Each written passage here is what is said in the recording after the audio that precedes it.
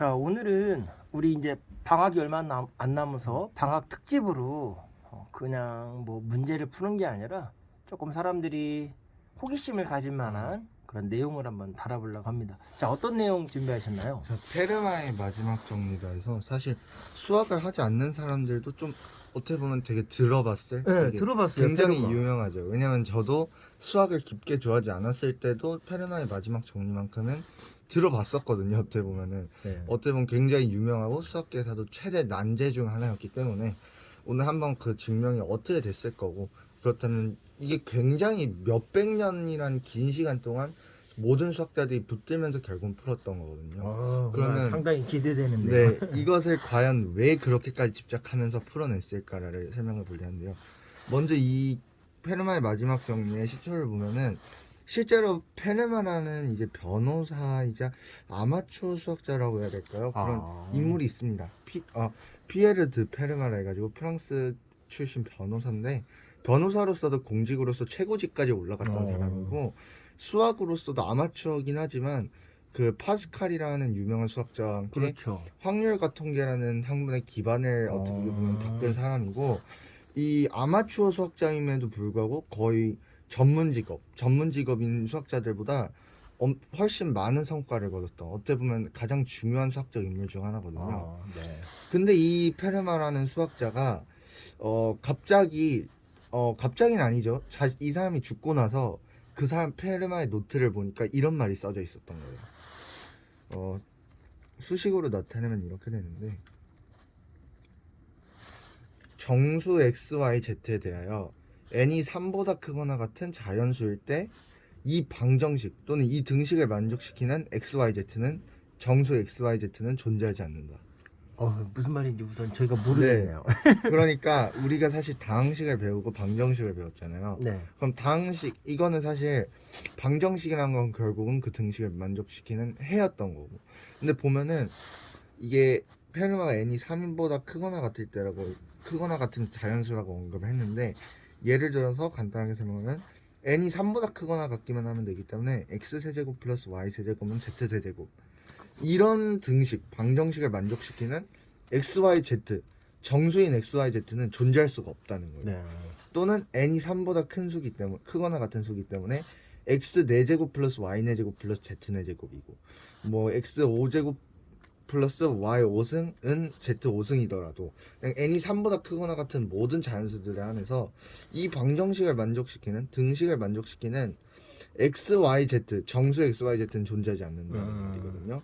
근데 사실 수학자들이 이 말을 처음 보고는 되게 어떻게 보면 만만하게 여겼어요. 네. 왜냐면 이게 우리가 처음 들으면 어렵게 느껴질지 모르겠지만, 우리가 어떤 진짜 어려운 수학적 명제 추측을 보면은 그냥 말부터 알아듣기 힘든, 말부터 막 복잡한 기호로 막 써져 있어서 수학자들도 알아듣기 힘든 그런 정리가 많은데, 이거는 딱 봐도 좀 되게 명료한 거예요. 간단하죠. 수식 이거 하나면 이게 정확하게 설명이 되니까.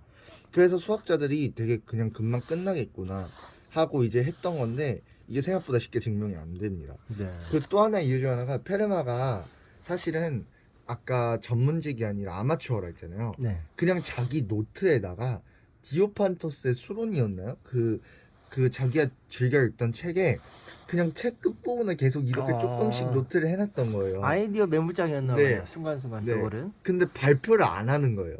그래서 다른 수학자들은 알지 못했던 건데, 사후에 아들이랑 이제 다른 수학자들이 같이 보니까 이런 노트가 계속 써져 있는 게 보이고, 그걸 통해서 이게 발견된 건데, 문제는 페르마가 이런 문장을 남겼어요. 자신은 이 명제, 어떻게 보면 이런 명제 또는 이런 추측에 대해서, 가설에 대해서 완벽한 증명을 남겼다. 완벽하고 명료한, 되게 완벽하고 명료한 이제 답안을 남겼다. 근데 답을 찾았는데 그게 이게 노트에 쓸 부분이 부족해서, 노트에 여백이 부족해서 네. 이게 쓰진 않겠다. 예, 아주 갖고 노는데요. 네. 이게 사실 이 말을 들은 입장에선 너무 짜증나죠. 그렇죠. 분명 이 말대로 증명법이 있다는 건데 그걸 언급하지 않고 그냥 이렇게 얘기를 해놨으니까 수학자들은 자신들이 직접 찾을 수밖에 없는 거죠. 근데 사실 페르마가 이렇게 노트를 해가면서 바로 해법을 찾아냈다는 것은 그 의미는 생각보다 쉬운 간단한 풀이일 수도 있다고 생각해서 되게 많은 수학자가 접근을 해요. 덤볐네요. 근데 대표적인 인물이 오일러가 있고요. 사실 오일러 들어본 것 같아요. 네, 오일러 모르시는 분이 있을 수 있는데 수학계에서 최고의 공로를 가지고 있는 수학의 한마디로 그냥 대표적인 인물 3명 뽑으라면 무조건 그 안에 드는 인물 중 하나예요. 가우스, 오일러 이렇게 뽑히는데 오일러 그 한마디로 당대 최고의 수학자도 이것에 도전했는데 N이 아마 3일 때까지 증명을 하고 전체에서의 경우에 증명을 못합니다. 포기를 해요. 그 이후에 정말 다양한 사람들이 도전해요. 뭐 여자 수학자 소피 제르맹 뭐 그 외에 정말 뭐 코시 뭐 다양한 사람들이 도전을 하는데 전부 다 실패하거나 부분적인 증명까지밖에 못 가는 거예요. n이 3보다 크거나 같은 모든 자연수들에 대해서 이제 증명을 해야 되는데 모든 자연수가 아니라 한정된 경우에서만 자꾸 답을 찾게 되는 거죠. 그러다 보니까 어떻게 보면 암흑기가 와요. 이 증명에 대한. 아 이젠 더 이상 이거는 아무리 페르마가 했다고 해도 이건 좀 틀린 게 아닐까, 오히려 틀린 게 아닐까라는 생각을 하게 됩니다. 심지어는. 근데 그 이후에 이제 좀 이건 시간이 많이 거슬러서인데 현재 모듈러성, 간단히 설명만 하자면 모듈러성 정리라는 게 현재 있는데 이것도 증명이 된 건데 옛날에는 이게 정리가 증명이 안 돼서 이 정리를 어떻게 보면 처음 추측했던 일본인 2명의 수학자들의 이름을 따서 타니야마와 시무라이 추론이라고 불렀어요. 좀 굉장히 뭐 힘들죠 사실. 왜냐면 너무 다양한 말이 나오니까. 근데 이 사람들이 추측한 추론이 나중에 페르마의 정리랑 연관된다는 게 밝혀져요. 증명을 통해서. 네. 왜냐면 수학은 이게 이거와 관련 있다는 게 단순히 말이 아니라 증명을 해야지 명확한 기반이 되거든요. 근데 얘네가 페르마의 마지막 정리와 연관이 돼 있다는 거예요. 무슨 말이냐면 이거를 좀 깊게 설명하려면 되게 복잡한데 간단히 설명하자면 타니야마 시무라의 추론이 되게 이건 알아듣기는 힘들긴 한데 어떠한 타원 방정식에 대해서 모든 타원 방정식에 대해서 그 타원 방정식은 모듈러 형태에 대응하는 모듈러 형태가 있다는 거예요. 말은 되게 어렵죠. 네. 근데 이거를 사실 설명할 수는 없고 그냥 이것이 연관돼서 만약 타니야마 시무라의 추론이 맞다면은 페르마의 정리도 맞다. 한마디로 타니야마 시무라의 추론을 증명한다면은 페르마의 마지막 정리도 증명하는 게 된다 라는 이제 증명 결과가 나온 거예요. 그런 것도 또 증명을 한 거죠. 만약 타니야마 시무라의 추론, 모듈러성 정리라고 현재 불리는 이 추론이 틀렸다면, 잘못된 추론이라면 페르마의 마지막 정리도 틀린 것이다. 이게 밝혀지게 되면서 사람들이 이제 여론이 터진 거예요. 이 계속 침체기가 왔었던 건데 아 이런 거였구나, 드디어 이제 밝히려나 하고 이제 사람들이 흥분한 상태에서 30년이 그냥 지나요. 이게 되게 쉬워 보였는데 그렇지 않은 거예요. 근데 여기에 도전했던 하나의 수학자가 앤드류 와이즈인데요. 이 수학자가 어렸을 때 자기 그 지역 근처에 있는 도서관에서 페르마의 마지막 정리에 관련된 책을 보고 굉장히 자기가 해내고 싶다, 풀고 싶다라는 욕구를 받았었다고 합니다. 그래서 현재 나이가 이제 좀 대학원을 졸업하고 이제 나이가 들면서 교수까지 되면서 이제 자신이 또 연구했던 분야가 운 좋게 타원 방정식이거든요. 타원 곡선. 근데 타원 곡선이 딱 이 타니야마 시무라의 추론이랑 연관되는 부분이에요. 어떻게 보면은 페르마의 마지막 정리를 증명할 디딤돌을 자기도 모르는 사이에 이미 세워놓은 상태였던 거죠. 그래서 자그마치 7년이라는 시간을 은둔 생활을 하면서 자기 집에 갇혀 살면서 계속 이걸 증명해요. 근데 좀 안타까운 거는 요즘 같았으면 좀 힘든 케이스인데 그 모든 증명에 어떻게 보면 명예 공로를 따지려는 면도 있었겠죠. 자기 스스로 증명했다는 것을 보기 위해서 일단 협력을 안 했어요. 다른 수학자들과. 오직 한 명의 수학자만, 오직 한 명, 자신이 믿을 수 있고 기하학적인 면에서 모듈러성 형태의 좀 전문가 딱 한 명과만 계속 감수하고 얘기하면서 하고 그 외에는 아무와도 협력을 안 한 거예요. 그랬기 때문에 7년이라는 시간이 걸릴 수밖에 없었죠. 근데 결국은 이 오랜 시간 동안 자신의 집에 밖에 살면서 증명을 해냅니다. 이게 우리가 얘기하는 페르마의 마지막 정리의 최초의 증명이라 하는데 문제는 나중에 이게 틀렸다고 또 누가 발견을 해요. 오 마이 갓. 하필이면은 그 감수를 같이 해줬던 전문가가 나중에서야 이 실수를 발견한 거예요. 근데 되게 작은 실수인 줄 알았어요. 되게 작은. 그래서 아 이것만 메꾸면 다시 발간할 수 있겠다 하는 상태였는데 이게 작은 게 아니었다.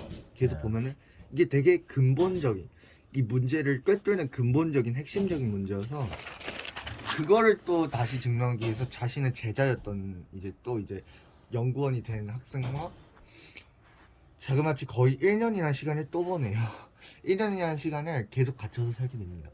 그러면서 결국은 진짜 이제 최종 증명을 하게 되는데요. 8년 걸렸네요. 네, 8년이 걸렸죠. 사실 이 정도 그래서 사실 수학계의 노벨상이라 불리는 필즈상이 있는데 그게 수학계에서 굉장한 공로를 한 사람한테 주는데 문제는 40세 이전, 아. 40세 이전 젊은 수학자들한테 수여하는 거예요. 왜냐면 이제 나중에 꾸준히 수학에 관한 열정을 갖고 대단한 연구물을 얻으라는 동기를 주기 위해서 주는 상인 필즈상인데 하필이면 이걸 증명하고 YG가 그때 당시 나이가 41세였나 42세였습니다.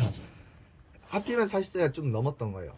근데 필즈상 입장에서도 필즈상을 안 주긴 아까운 거예요. 이런 대단한 공로를 했으니까. 그렇죠. 몇백 년 동안 붙들렸던 이런 대명제를 결국은 달성한 업적이니까. 그래서 유일무이한데 필즈상 이제 약간 특별 버전 특별상 약간 비슷하게 YG에게 수여합니다. 진짜 이게 유일한 케이스예요. 어느 경우도 40세보다 나이가 많으면 필즈상을 수여를 안 하는데 이게 그럼 언제 정도인가요? 이게 1990년대에서 1990년대입니다. 얼마 안 됐네요, 그러면. 얼마 안 됐어요. 왜냐면 그래서 이게 사람들이 놀라워하는 거예요. 이게 훨씬 1600, 500년대에 나왔던 명제가 1990 거의 사람들이 이때 당시에도 21세기 전까지 이게 증명되지 않을 거다라고 네. 얘기를 했을 정도로 굉장히 최근에 어떻게 보면 증명이 된 거고요.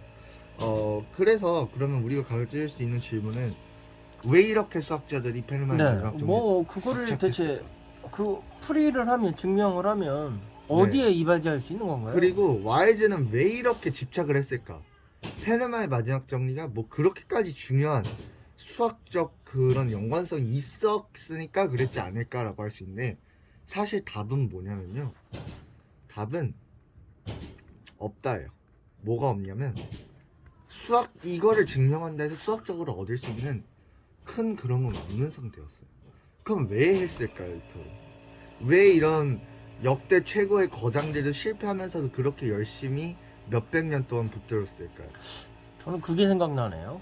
그 원주율 3.14가 슈퍼컴퓨터로 막 돌아갔을 때 네. 컴퓨터의 성능도 테스트할 수 있고 인간의 사유의 무한성도 확장해 볼 수 있고 시행착오 끝에 다양한 오히려 수많은 아이디어들이 쏟아진 거 아닐까요? 네, 그런 면도 있어요, 사실. 왜냐면 모든 어려운 추측들이 그런데 그걸 증명하는 과정에서 오히려 다른 그렇죠. 명제의 증명을 하게 되는 경우도 있어요. 그렇죠. 근데 사실 페르마의 마지막 정리는 좀 저라면 세 가지로 이유를 분류할 것 같아요. 첫 번째는 아무래도 물론 첫 번째, 두 번째는 그렇게 중요하게 안 생각하지만 돈과 명예는 있었겠죠.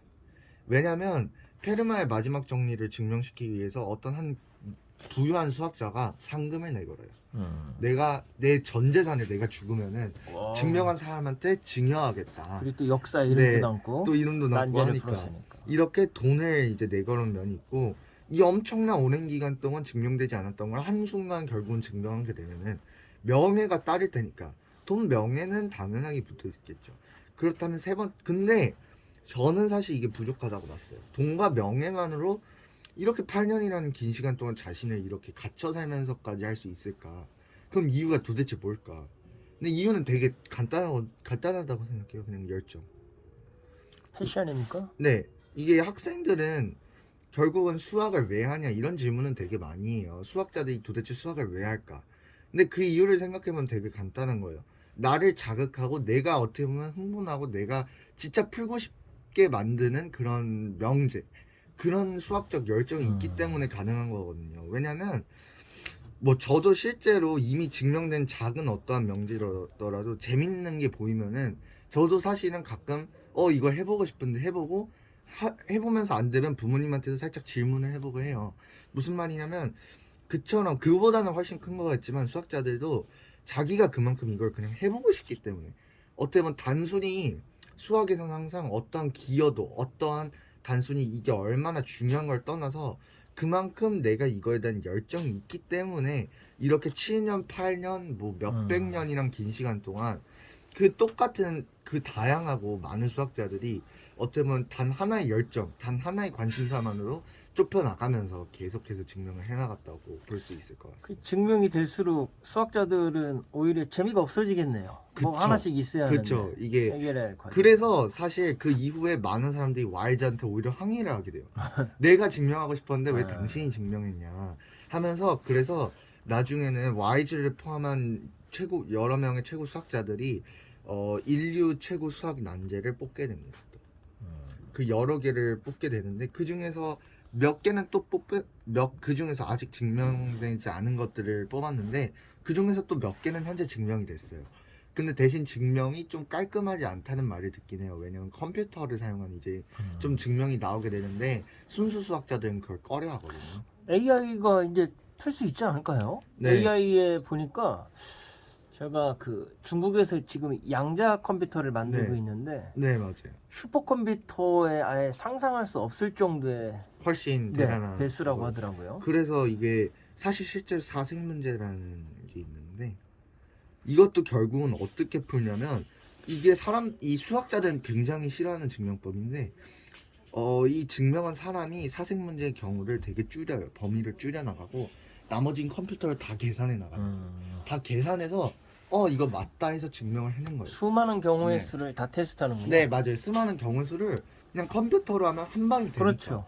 근데 그거를 수학자들은 좀 아름답지 못하다. 그리고 이제 컴퓨터에 지배당할 수 있다 해서 좀 꺼리는 네. 면이 있죠. 자, 이제 한번 마무리를 해보면 예전에는 수학자라는 어떤 한 가지 직업을 가진 게 아니라 실은 여러 가지 직업을 갖고 수학을 하나의 어떤 취미 활동이나 학문적인 어떤 네. 전문성을 기르기 위한 도구로 사용했죠. 그리고 수학자들은 대부분 또 철학자였습니다. 맞아요. 그래서 철학과 수학은 아주 특별한 관계인데 이 철학의 세계에서 어떻게 보면 수학이 떨어져 나간 거였고 네. 또 이 수학의 세계에서 응용과학으로 또 과학이 또 떨어져 나가고 네. 자, 이런 이제 학문의 또 발전을 이루는데요. 자, 우리는 이런 수학 이야기를 통해서 저도 옆에서 들으면서 자, 오늘 엘리베이터 공사가 또 안 도와주네요. 네. 네. 저도 옆에서 들으면서 와, 어렸을 때 이런 자극이 있었으면 내 인생에 그 뭐 10대, 20대, 30대 사이에 얼마나 재밌는 일들이 더 있었을까 이 열정을 붙잡고 네. 그런 생각이 떠올랐습니다. 평생 내가 붙잡을 만한 뭐가 있다는 거는 되게 멋진 경험이거든요. 그렇죠. 저 같은 경우는 불교가 저한테는 평생 붙잡고 있는 하나의 화두기도 한데 네. 우리 친구는 이 수학이라는 도구를 통해서 자기의 전문 지식도 쌓아가고 그 다음에 새로운 열정을 불태울 수 있는 도구를 아주 잘 활용하는 것 같습니다. 멋집니다. 날마다 내일이 설레이는 날이 온다면 얼마나 좋을까요? 그렇죠. 자, 오늘 엘리베이터 아저씨가 또 안 도와주니까 네. 오늘 여기서 마무리하겠습니다. 수고하셨습니다. 방학 전에 특집으로 한번 우리 페르마의 정리에 관해서 그 역사를 한번 이야기해봤습니다. 수고하셨습니다. 수고하셨습니다. 네.